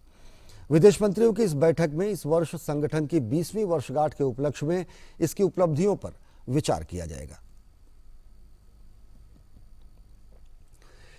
हिमाचल प्रदेश में पिछले 2 दिनों में भारी बारिश के कारण अचानक आई बाढ़ से 9 लोगों की मौत हो गई और 8 अन्य लोग अभी भी लापता हैं। राज्य के राजस्व विभाग और राज्य आपदा प्रबंधन प्राधिकरण के अनुसार राज्य में 142 सड़कें अचानक आई इस आपदा के कारण बंद हैं। राष्ट्रीय राजमार्ग सहित 142 सड़कों पर यातायात बारिश के कारण सोमवार से ही बाधित है।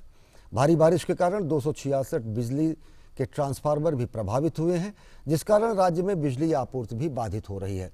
इसके अलावा 211 पीने के पानी की परियोजनाएं भी प्रभावित हुई हैं। राज्य के कई इलाकों में इससे जनजीवन बुरी तरह प्रभावित हुआ है। रोहतांग सहित लाहौल की ऊंची चोटियों पर बर्फबारी हुई है। कल राज्य में मौसम ज्यादातर साफ रहा। भूस्खलन और बाढ़ की स्थिति के कारण प्रशासन ने मनाली लेह सड़क पर यातायात को प्रतिबंधित कर दिया है। ले जाने वाले सभी वाहनों को शाम 4 बजे के बाद लाहौल में जिप्सा के सामने से गुजरने की अनुमति नहीं दी जा रही है। पंगी किलड़ मनाली सड़क मदग्रान के पास जाम होने के कारण कल बंद रही। प्रशासन ने पर्यटकों के साथ स्थानीय लोगों को नदी, नाले और अन्य संवेदनशील इलाकों में नहीं जाने का निर्देश दिया है। कुल्लू जिले में 10 सड़कें और सिरमौर में 43 सड़कें बंद हैं। इसके अलावा राज्य में एनडीआरएफ और अन्य एजेंसी राहत एवं बचाव कार्य में जुटी हुई है। बिहार में बाढ़ की स्थिति में कोई विशेष सुधार नहीं हुआ है। मुजफ्फरपुर जिले के 16 प्रखंड सबसे ज्यादा प्रभावित हैं। वहां 106 सामुदायिक रसोई के माध्यम से 1,28,000 लोगों को पका हुआ भोजन मुहैया कराया जा रहा है। राहत एवं बचाव कार्य के लिए एनडीआरएफ और एसडीआरएफ की एक कंपनी तैनात की गई है। 237 नावें बाढ़ से घिरे लोगों को राहत पहुंचा रही हैं। दरभंगा के केवटी प्रखंड में असराहा के साथ जलवारा पंचायत में सड़क संपर्क टूट गया है। वहां एनडीआरएफ की 4 टीमें लोगों को मदद कर रही हैं। जिले के केवटी प्रखंड में बाढ़ का सबसे ज्यादा असर है, जहां सड़क संपर्क टूट गया है। कोसी और गंडक बैराजों से अभी भी 1 से 1.5 लाख क्यूसेक पानी डिस्चार्ज हो रहा है। मौसम विभाग ने आज भी राज्य के विभिन्न इलाकों में हल्की से मध्यम बारिश की संभावना जताई है। दक्षिण कश्मीर के पुलवामा में जारी मुठभेड़ में सुरक्षा बलों ने 3 आतंकवादियों को ढेर कर दिया है। इस मुठभेड़ में 2 स्थानीय आतंकवादियों के अलावा पाकिस्तानी लश्कर-ए-तैयबा का आतंकी एजाज उर्फ अबू हुरैरा भी मारा गया है। कश्मीर के आईजीपी ने सुरक्षा बलों और पुलिस को इस कामयाबी के लिए बधाई दी है। सुरक्षा बलों को इस इलाके में 2 आतंकवादियों के छिपे होने की जानकारी मिली थी और इसके बाद सुरक्षा बलों ने इस इलाके में तलाशी अभियान शुरू कर दिया था। इसी क्रम में सुरक्षा बलों ने 3 आतंकवादियों को ढेर कर दिया। सेना का ऑपरेशन अभी जारी है। इससे पहले सुरक्षा बलों ने पिछले सप्ताह जम्मू कश्मीर के अलग अलग इलाकों में हुई मुठभेड़ में 6 आतंकवादियों को ढेर कर दिया था। Srinagar police, Pulwama police, army, CRP मिलकर कॉर्डन किया। कॉर्डन करने के बाद मिलिटेंट ने अंदर से ग्रेनेड थ्रो किया, फिर फायरिंग किया। हम रिटेलिएट किए। क्योंकि सिविलियन बीच में फंसे हुए थे, इसलिए हम ऑपरेशन को रोक दिए। सिविलियन को पहले इवैक्यूएट किए वहाँ से। फिर आज अर्ली मॉर्निंग में इनकाउंटर रिज्यूम हुआ, जिसमें 3 टेररिस्ट मारे गए। एक पाकिस्तानी एजाज, जिसको अबू हुरैरा बोलते एलटी का, बहुत पुराने कमांडर यहाँ पर श्रीनगर पुलवामा में एक्टिव था, वो मारा गया। और 2 लोकल टेररिस्ट मारा गया है। एक ही शनाख्त हुआ है शाहनवाज, ये शंबोरा पुलवामा का है।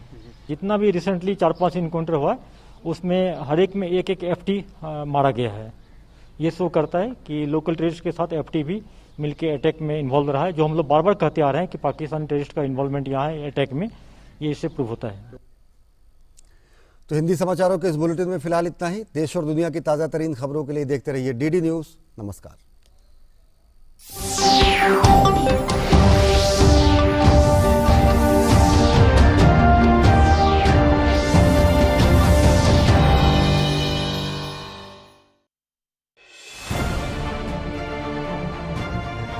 कोरोना के विरुद्ध लड़ाई में सही और सटीक जानकारी है अहम।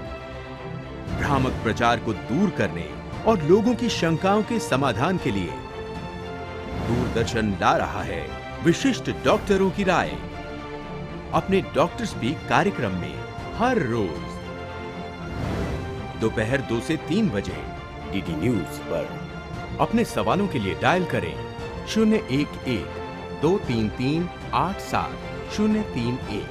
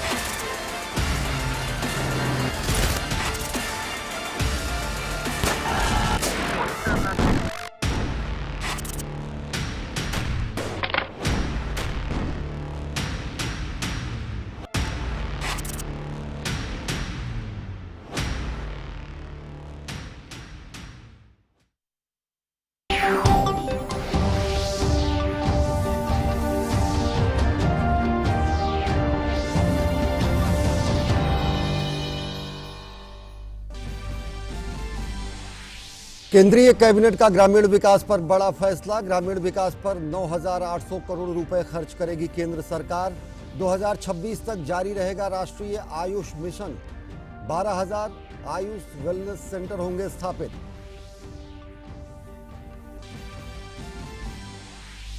केंद्रीय कर्मचारियों के लिए अच्छी खबर, महंगाई भत्ते पर लगी रोक हटी। 3 किश्तों को मिलाकर 11% महंगाई भत्ता बढ़ाने का फैसला।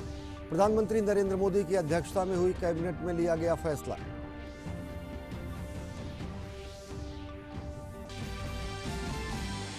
केंद्रीय गृह मंत्रालय ने राज्यों को पत्र लिखकर कोरोना के नियमों की हो रही अनदेखी पर चिंता जताई। कहा, प्रशासन की है कोविड अनुकूल व्यवहार सुनिश्चित करने की जिम्मेदारी। सख्ती से कोविड-19 अनुकूल व्यवहार के पालन में किसी भी ढिलाई के लिए अधिकारियों को बनाया जाएगा जिम्मेदार। केंद्रीय स्वास्थ्य मंत्री मनसुख मांडविया ने वैक्सीन की कमी से जुड़े बयानों को बताया निरर्थक। कहा, लोगों में घबराहट पैदा करने के लिए दिए जा रहे हैं ऐसे बयान। नेताओं को आत्मनिरीक्षण करने की दी सलाह।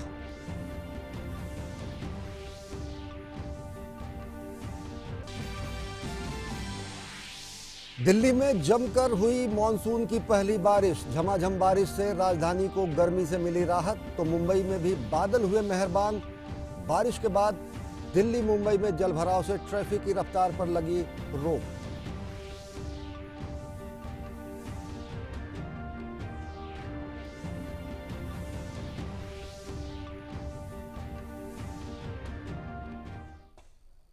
नमस्कार, मैं हूं अश्विनी कुमार मिश्र। देखते हैं खबरों को विस्तार से। प्रधानमंत्री नरेंद्र मोदी की अध्यक्षता में हुई केंद्रीय मंत्रिमंडल की बैठक में कई अहम फैसले लिए गए। इन निर्णयों की जानकारी देते हुए सूचना एवं प्रसारण मंत्री अनुराग ठाकुर ने बताया कि केंद्र के कर्मचारियों और पेंशनर्स को बड़ी राहत देते हुए डीए की दर 17 से बढ़ाकर 28% कर दी गई है। इसे 1 जुलाई 2021 से लागू किया जाएगा। केंद्र सरकार के कर्मचारियों को डीए और पेंशनर्स को डियरनेस रिलीफ इसकी बहाली करने पर निर्णय किया गया है और इसकी दरें भी जो थी उसमें भी अगर आप कुल मिलाकर देखें तो अब डीए की दर जो पहले 17% थी उसमें 11% की और वृद्धि करके कुल मिलाकर 28% इसको किया गया है। यानी कि डीए की दर 17% से बढ़ाकर 28% हो जाएगी। इसको 1 जुलाई 2021 से लागू किया जाएगा। 1 जुलाई 2021 से लागू माना जाएगा बढ़ी हुई डीए की दरें। और सूचना एवं प्रसारण मंत्री अनुराग ठाकुर ने बताया कि देश भर में 12,000 Ayush health and wellness centre स्थापित किए जाएंगे। 12,000 आयुष हेल्थ वेलनेस सेंटर्स स्थापित किए जाएंगे, देश भर में किए जाएंगे और 6 आयुष कॉलेज खोले जाएंगे। 12 आयुष पोस्ट ग्रेजुएट इंस्टीट्यूट बनेंगे। 10 अंडर ग्रेजुएट इंस्टीट्यूट के इंफ्रास्ट्रक्चर को अपग्रेड किया जाएगा। 36 नए 50 बेड के और 30 बेड के और 10 बेड के आयुष अस्पतालों का निर्माण किया जाएगा और 101 जो हाल में चल रहे एग्जिस्टिंग 50 बेड हॉस्पिटल्स हैं उनके इंफ्रास्ट्रक्चर को भी, आधारभूत ढांचे को भी अपग्रेड करने का निर्णय किया गया है। 43 आयुष अस्पतालों को अपग्रेड किया जाएगा और साथ ही साथ 152 आयुष डिस्पेंसरीज को अपग्रेडेशन का निर्णय भी किया गया है।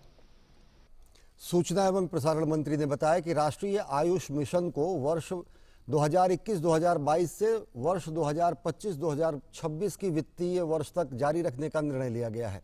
इसमें कुल 4,607 करोड़ रुपए खर्च किए जाएंगे। नेशनल आयुष मिशन को वित्तीय वर्ष 2021-22 से लेकर 2025-26 तक जारी रखने का निर्णय किया गया है। नेशनल आयुष मिशन को 2021-22 से लेकर 2025-26 तक जारी रखने का निर्णय लिया गया है। इसके अंतर्गत कुल खर्च 4,607 करोड़ रुपया 5 वर्षों में किया जाएगा। इस योजना के क्रियान्वयन से आयुष प्रणाली की शिक्षा और प्रशिक्षण का विस्तार किया जाएगा। नागरिकों को आयुष प्रणाली के माध्यम से प्रिवेंटिव और प्रोमोटिव एस्पेक्ट्स और होलिस्टिक हेल्थ केयर का लाभ उपलब्ध कराया जाएगा। केंद्रीय गृह मंत्रालय ने राज्यों और केंद्र शासित प्रदेशों को चिट्ठी लिखकर कई अहम दिशा निर्देश जारी किए हैं। केंद्रीय गृह मंत्रालय ने कहा है कि कोविड मामलों की संख्या घटने के चलते देश में अन्य गतिविधियां धीरे धीरे शुरू हुई हैं। हालांकि कोविड नियमों के भारी उल्लंघन के मामले भी देश के कई हिस्सों से सामने आ रहे हैं। चिट्ठी में कहा गया है कि खास तौर से सार्वजनिक परिवहनों, बाजारों और हिल स्टेशनों पर सोशल डिस्टेंसिंग नियमों के उल्लंघन के मामले सामने आए हैं।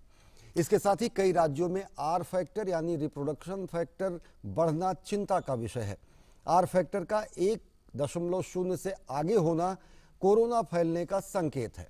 ऐसे में सभी भीड़ भाड़ वाले स्थानों, कंटेनमेंट जोन में कोविड अनुकूल व्यवहार सुनिश्चित कराने की जिम्मेदारी प्रशासन की है। अगर ऐसी जगहों पर कोविड अनुकूल व्यवहार सुनिश्चित नहीं हो पा रहा हो तो पाबंदियां लगाई जाएं और कानून के मुताबिक कार्यवाही भी हो। केंद्रीय गृह मंत्रालय ने कहा कि दूसरी लहर अभी खत्म नहीं हुई है। वैक्सीनेशन की पहुंच बढ़ी है, मामले कम हैं, लेकिन लापरवाही बरतने का समय अभी नहीं आया है। दवाई भी और कड़ाई भी का अनुपालन जरूरी है। भविष्य में मामले बढ़ने की चुनौतियों की तैयारी होनी चाहिए और साथ ही साथ राज्य, जिला और सभी स्थानीय प्रशासन को कोविड नियमों का पालन सुनिश्चित कराने के लिए निर्देश देने चाहिए। सख्ती से कोविड-19 अनुकूल व्यवहार के पालन में किसी भी ढिलाई के लिए अधिकारियों को जिम्मेदार माना जाएगा।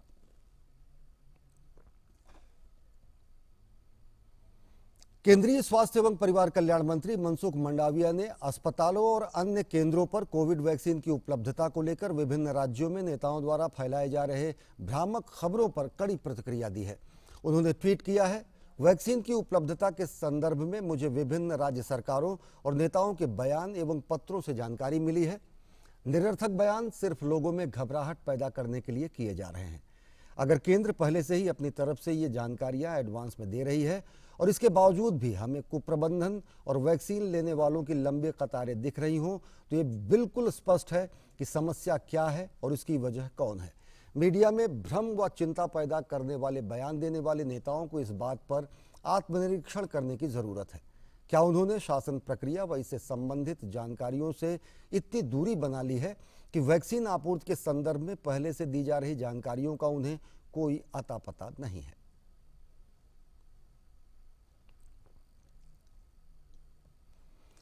वाराणसी में शिवलिंग के आकार के रूप में बना रुद्राक्ष कन्वेंशन सेंटर प्रधानमंत्री नरेंद्र मोदी इसका कल उद्घाटन करेंगे।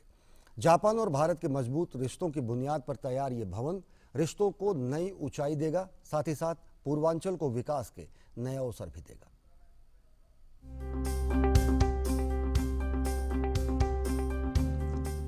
प्रधानमंत्री नरेंद्र मोदी के संसदीय क्षेत्र वाराणसी में जापान के सहयोग से बना ये रुद्राक्ष भवन केवल वाराणसी ही नहीं, पूरे पूर्वांचल को गौरवान्वित करता है। दुनिया के सबसे पुराने नगर और भगवान शिव की नगरी में यह भवन विकास की नई पटकथा लिख रहा है। इस रुद्राक्ष भवन में 1200 लोगों के बैठने की व्यवस्था की गई है।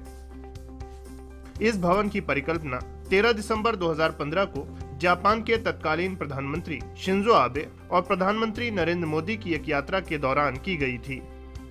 2018 में इसका शिलान्यास किया गया था और 2021 में ये पूरी तरह सुसज्जित होकर तैयार है। कल प्रधानमंत्री नरेंद्र मोदी जापान और भारत के मजबूत रिश्तों की बुनियाद के तौर पर तैयार इस भवन का उद्घाटन करेंगे। इस रुद्राक्ष भवन में अंतर्राष्ट्रीय सम्मेलन, म्यूजिक कॉन्सर्ट, प्रदर्शनी, फिल्म फेस्टिवल और व्यापार मेला लगाने की सुविधा है। वाराणसी जो है कल्चरल, रिलीजन और थिएट्रिक शोज, म्यूजिक, इस सब के लिए जाने माने जगह है। इसमें इस तरह का जो कोई ऑडिटोरियम, इस तरह का जो कन्वेंशन सेंटर जो परफॉर्मेंस करने का जगह थे नहीं, अभी जो है कल से जो है ये पब्लिक के लिए, आम जनता के लिए अवेलेबल है। ऑडिटोरियम 1200 की कैपेसिटी है, उसमें बहुत बड़े इवेंट्स, इंटरनेशनल इवेंट्स, कॉन्फ्रेंस हो सकते हैं। ये जो हॉल आप देख रहे हैं, ये जो है इस तरफ की एग्जीबिशंस और शो के लिए भी यूज किया जा सकता है। इस भवन में बनारस की कला संस्कृति और संगीत को प्रदर्शित करने के लिए एक गैलरी बनाई गई है। यह भवन आने वाले समय में पूर्वांचल की संस्कृति और व्यापार समेत यहाँ के संगीत और उद्योगों को बढ़ावा देने में मदद करेगा। यह रुद्राक्ष भवन रिश्तों की नई ऊंचाइयों के साथ साथ पूर्वांचल को नए अवसर भी प्रदान करेगा। प्रधानमंत्री के संसदीय क्षेत्र वाराणसी में बना यह रुद्राक्ष भवन वाराणसी को नहीं पूर्वांचल को भी नई ऊंचाइयां प्रदान करेगा। ये भारत और जापान के बेहतर रिश्तों की नींव साबित होगा और इसी से ये भी तय होता है कि हमारी विदेश नीति कितनी बेहतर है कि रिश्तों के साथ, संस्कृति के साथ हमारा जुड़ाव है। इसके साथ आसपास का जो व्यवसाय है वो भी इस सेंटर के साथ आगे बढ़ेगा। प्रधानमंत्री नरेंद्र मोदी 15 जुलाई को अपने संसदीय क्षेत्र वाराणसी के दौरे पर होंगे। इस दौरान प्रधानमंत्री नरेंद्र मोदी कई विकास परियोजनाओं की सौगात भी देंगे। प्रधानमंत्री नरेंद्र मोदी बीएचयू में 100 बेड के एमसीएच विंग, गोदौलिया में मल्टी लेवल पार्किंग, गंगा नदी पर पर्यटन को बढ़ावा देने के लिए रोरो वेसल और वाराणसी गाजीपुर हाईवे पर 3 लेन फ्लाईओवर ब्रिज सहित विभिन्न सार्वजनिक परियोजनाओं और कार्यों का उद्घाटन करेंगे। साथ ही 839 करोड़ रुपए की कई परियोजनाओं और सार्वजनिक कार्यों की आधारशिला भी रखेंगे। इसके अलावा जापान की सहायता से बनने वाले अंतर्राष्ट्रीय सहयोग एवं कन्वेंशन सेंटर रुद्राक्ष का उद्घाटन भी करेंगे। इसके बाद बीएचयू के मातृ एवं शिशु स्वास्थ्य विंग का निरीक्षण भी करेंगे। अपनी यात्रा के दौरान अधिकारियों के साथ कोरोना की तैयारियों की समीक्षा भी करेंगे। वाराणसी के काशी हिंदू विश्वविद्यालय में सरसुंदरलाल मेडिकल कॉलेज में मातृ एवं शिशु चिकित्सा केंद्र का कल प्रधानमंत्री नरेंद्र मोदी उद्घाटन करेंगे। 45 करोड़ से अधिक लागत से बना यह केंद्र 100 बेड का है। इस यूनिट में प्रसव पूर्व से लेकर प्रसव बाद तक माताओं और नवजात शिशुओं की देखभाल की जाएगी। इस केंद्र का जायजा लिया हमारे संवाददाता आशुतोष शुक्ल ने। हमारे साथ इस वक्त जो है मेडिकल सुपरिंटेंडेंट के गुप्ता जी हैं। हम आइए जानते हैं कि इस पूरे हॉस्पिटल का जो निर्माण हुआ है और जिसका प्रधानमंत्री कल यहाँ पर उद्घाटन करेंगे, कैसे काम करेगा और क्या कुछ जो है यहाँ की जनता को लाभ देगा। एमसीएच बिल्डिंग जो maternal and child health care building है, इसका निर्माण जो है पिछले कुछ वर्षों में हुआ, जिसकी कि 45 करोड़ की लागत आई थी और इस लागत में ये बिल्डिंग 100 बेड से सज्जित है। इस बिल्डिंग के अंदर हमारी NICU यानी neonatal ICU and maternal ICU की सुविधा है। साथ में ये इस बिल्डिंग में इस हिसाब से इस व्यवस्था को बनाया गया है कि मैटरनल यानी कि माँ और बच्चा अगर किसी भी विषम स्थिति में है, जिसकी कि कोई भी मेडिकल उसके डिलीवरी से संबंधित परेशानी है, तो इस व्यवस्था में एक ही छत के नीचे उसको सभी सुविधाएं प्राप्त हो सकती हैं, माँ और बच्चे दोनों को। इस तरीके से इस maternal and child health care की जो ये हमारी सुविधा बनी है, इससे मुख्यतः एक चीज़ जो हम लोग अचीव करने जा रहे हैं वो ये है कि पूर्वांचल की जनता के लिए ये एक ऐसा स्थान होगा कि जहाँ पे हम लोग एक ही छत के नीचे सुविधाएं देने के साथ साथ माँ और शिशु की जो मृत्यु दर है उसको हम लोग कम करेंगे। ये एक बहुत ही बड़ा अचीवमेंट होगा इस पूर्वांचल में, क्योंकि मृत्यु दर बहुत है और इस सुविधा के आ जाने के बाद हम 30% तक लगभग जो है हम ये मृत्यु दर को कम कर पाने का ऐसा हमारा अनुमान है। 45 करोड़ रुपए से अधिक की लागत से बना हुआ यह अस्पताल जो बच्चों को समर्पित है, जो माताओं को समर्पित है, कहीं न कहीं एक मील का पत्थर साबित होगा और यह केवल काशी ही नहीं, केवल वाराणसी ही नहीं, बल्कि संपूर्ण पूर्वी उत्तर प्रदेश के लिए एक जीवन रेखा के रूप में काम करेगा। सुल्तान अहमद के साथ आशुतोष शुक्ला, DD न्यूज, वाराणसी। और संसद का मानसून सत्र 19 जुलाई से शुरू हो रहा है। सरकार ने 18 जुलाई को सर्वदलीय बैठक बुलाई है। संसदीय कार्य मंत्री प्रहलाद जोशी ने रविवार को सुबह 11 बजे सभी दलों के नेताओं की बैठक बुलाई है। लोकसभा अध्यक्ष ओम बिरला ने 18 जुलाई को लोकसभा के फ्लोर लीडर्स की बैठक बुलाई है। लोकसभा अध्यक्ष ने सत्र के मद्देनजर तैयारियों का जायजा भी लिया है। संसद सत्र के दौरान दोनों सदनों की कार्यवाही सुबह 11 बजे शुरू होगी। मानसून सत्र के दौरान कुल 19 बैठकें प्रस्तावित हैं। संसद का मानसून सत्र 19 जुलाई से शुरू होकर 13 अगस्त तक चलेगा। और अब बात कोरोना से जारी जंग की। देश में कोरोना वायरस के दैनिक मामलों में लगातार गिरावट दर्ज की जा रही है। केंद्रीय स्वास्थ्य एवं परिवार कल्याण मंत्रालय के मुताबिक देश भर में पिछले 24 घंटे में 38,792 नए मामले दर्ज किए गए। वहीं पिछले 24 घंटे में 41,000 मरीज उपचार करवाकर स्वस्थ भी हुए। और इसके बाद देश में रिकवरी रेट बढ़कर 97.28% हो गया है। वहीं देश में सक्रिय मामलों की कुल संख्या 4,29,946 है।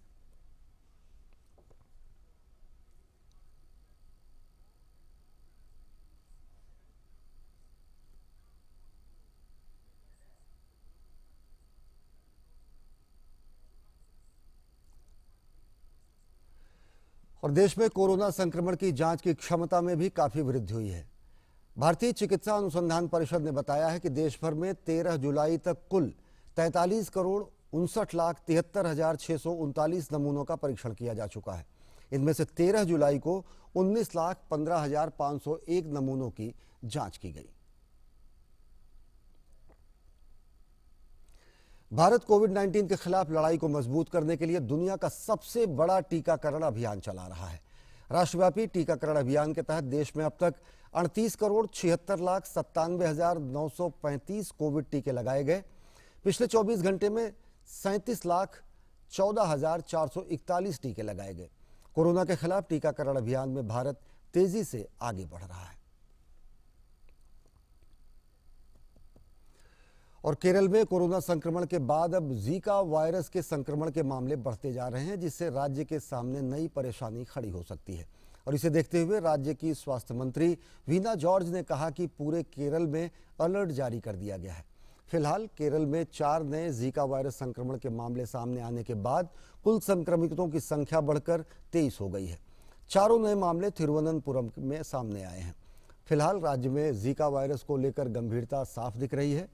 स्वास्थ्य विभाग के सूत्रों के अनुसार राज्य में जीका वायरस के संक्रमण के स्रोत का पता लगाया जा रहा है और वेक्टर नियंत्रण उपाय किए जा रहे हैं। इसके साथ ही अस्पतालों में आ रहे बुखार के मामलों का जीका वायरस टेस्ट किया जा रहा है। मध्य प्रदेश के मुख्यमंत्री शिवराज सिंह चौहान ने कहा है कि राज्य के स्कूलों में 11वीं और 12वीं कक्षाएं शुरू करने की रणनीति बनाई गई है। उन्होंने कहा कि आधी क्षमता के साथ कक्षाएं शुरू होंगी। हमने तय किया 25-26 जुलाई से जो सोमवार से सप्ताह प्रारंभ होगा उसमें 50% क्षमता के साथ हम 11वीं और 12वीं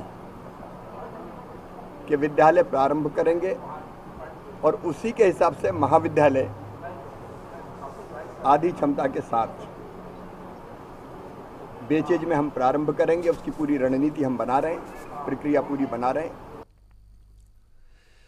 कोरोना संक्रमण के मामलों में लगातार आ रही गिरावट को देखते हुए कई राज्यों ने अब लॉकडाउन प्रतिबंधों में ढील देनी शुरू कर दी है। इसी के साथ चरणबद्ध तरीके से जरूरी गतिविधियों को भी शुरू किया जा रहा है और इसी के तहत कई राज्यों में स्कूल फिर से खोले जाने की प्रक्रिया शुरू कर दी गई है।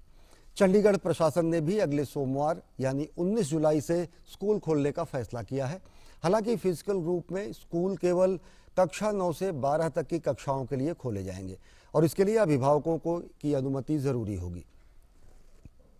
इसके अलावा ऑनलाइन लर्निंग टीचिंग जारी रहेगी। केंद्र शासित प्रदेश प्रशासन ने कोचिंग संस्थान खोलने का भी फैसला किया है। हालांकि छात्रों और कर्मचारियों दोनों के लिए टीके की एक खुराक अनिवार्य होगी। प्रशासन ने कॉलेज को खोलने के लिए कोई तारीख तय नहीं की है। कहा जा रहा है कि छात्रों और शिक्षकों को वैक्सीन की कम से कम एक खुराक मिलने के बाद कॉलेज खोलने पर विचार किया जाएगा।